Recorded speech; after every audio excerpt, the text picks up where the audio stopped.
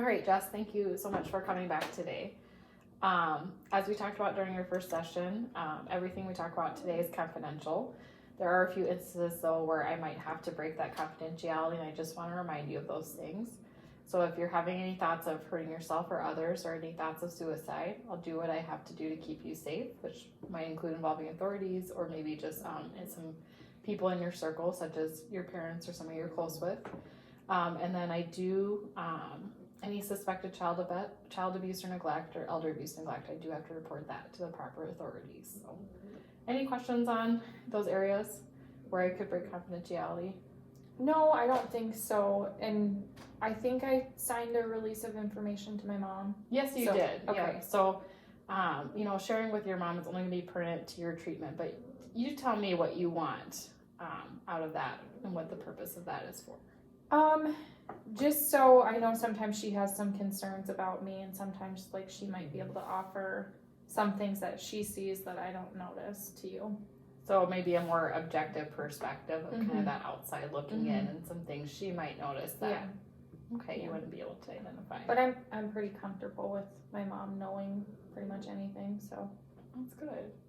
Well, it's really great that you have a great relationship with your mom and somebody you feel like you can confide into. It's really important that we have some people like that in our lives. So, well, tell me a little bit about kind of what's going on today. I think when we talked last week during your intake session, you were kind of having some thoughts about getting done with school. So tell me a little bit more about that. I just even sitting here thinking about it, I'm super nervous and anxious. I just don't know what I'm going to do after school. I'm starting to question whether I can even do it or I'm good enough to be in the profession.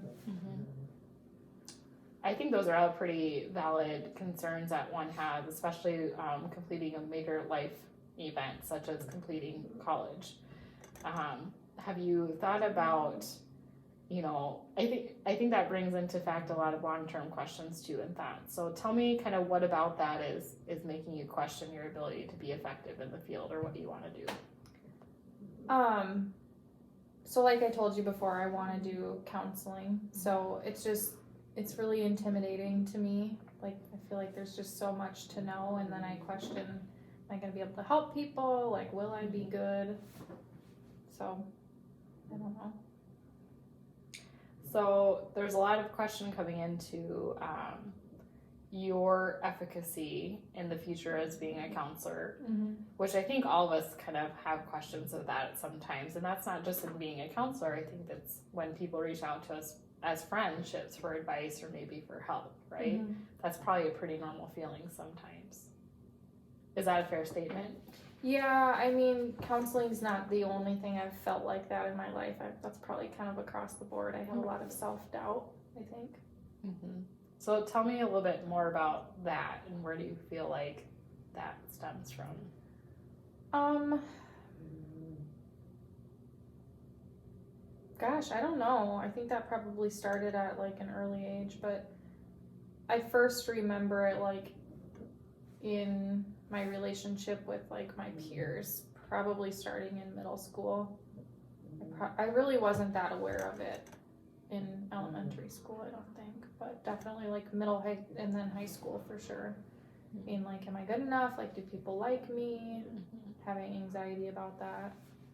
Yeah, and middle school is such a huge transitional time as well. You're building relationships, some of your first friendships, right, that might last you the rest of your life and might only be temporary. Yep. You're also starting to build your own values and understand about yourself a little bit more. So what I heard you say was having some anxiety about, am I not good enough? And I just wanted to clarify, are those some expectations you put on yourself? Are those expectations you felt from family members or society? For myself, for sure. So expectations you put on yourself, and kind of meeting those expectations is where you're struggling. Yeah. And maybe I just need to be a little bit nicer to myself sometimes. Yeah, that can be really challenging. At times, I think it's definitely difficult for us maybe to not be our hardest critics, and to not really analyze. And then especially if you're struggling with anxiety, right? That's a large premise of anxiety is that overthinking and constantly running. So Yep. well, tell me more about how that then plays into you're finishing school. You are wanting to go into this helping profession. Mm-hmm. You're questioning your efficacy in the future. What do you think would be helpful for you? I think it would probably be helpful for me to like talk to some people in the field and maybe like get some reassurance from them, hopefully, that like, hey, like, you'll be okay. Yeah, I think that sounds really like an excellent idea, getting some kind of peer one-on-one in a sense of kind of having that leadership, maybe also in guidance from somebody else to kind of lead you through that, right? Sorry, I'm just taking a second to think here. I mean, I think it's important to note, even, you know, as myself, that I'm not always going to be, as myself as a counselor, I would not always be the best fit for somebody. And that's something, as I heard you kind of talk about anxiety, that we might struggle with, Right. acknowledging that and knowing that and saying it's okay if we're not a good fit for this person. Yeah. So I definitely think that would be helpful for you to have somebody else to kind of talk to. And have you thought about how you might form some of those connections? See, I get anxiety about that too, like reaching out to someone that I don't really know and being like, hey, can we meet up and talk about counseling? That's awkward to me, but I think I just need to do that because I know a couple of counselors in town that I could talk to. So you have some ideas of how you want to approach this, but there's some barriers. Number one, you're identifying your anxiety again as being able to reach out. Yeah. You mentioned that it's kind of awkward. Tell me more about that. I don't know. Is it about, talking to somebody new that maybe you just don't know very well? Yeah. It's like, what's worse? They're going to say no, which that's not a big deal. Okay, so you've even identified that, you know, they might say no, and if you've accepted that's okay. So you already know what could possibly happen, right? They're gonna either say yes or they say no, and no would be the worst case scenario. And you've already accepted it's okay. Yeah. Yeah. So it sounds like you've kind of already walked through that in those scenarios, and you know what you can do, and so now it's about kind of putting yourself out there a little bit more. Yep. Taking a leap. Yeah, taking a leap. I like that. So you're finishing school, you got some anxiety about that, you feel like it would be really helpful to have some other people who are in the field to help kind of guide you through. You have some ideas of who you could call and ask. You know that the barrier is just asking, but you also have identified what are the two possible outcomes, and knowing that even if they do say no, it's okay. So how do you feel about moving forward and taking that step and making some of those phone calls? I think that would be good. I think I need to do something instead of just like being all anxious about it and not doing anything. Sure. Do you feel like it would be also helpful? You talk about anxiety. I hear you mention anxiety a lot. Do you feel like it would be helpful for your anxiety about your efficacy? Sorry, I'm going on a different hole. That's okay.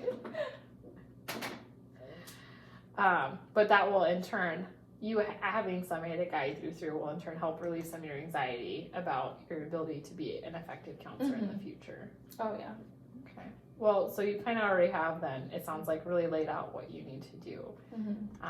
Is it something that you would say you could commit to doing this week? Maybe picking up that phone and calling. I think you said you have 2 or 3 counselors in mind. Is that something you think you could do this week, or you would want to do? Yeah, I think so. Okay, so what we'll do then is I would love to kind of hear after that happens kind of how that went. And then kind of moving forward, we can talk through how is that going to help you in the future, and then having some of that feedback. So Sure. how does that sound? Sounds good to me. Good. Okay, well, we'll see you next week. Well, thank you so much. That's terrible. Good job. That was That not was terrible. good? You did No? good. Oh, I don't like it. That was recording the whole time, right? Okay.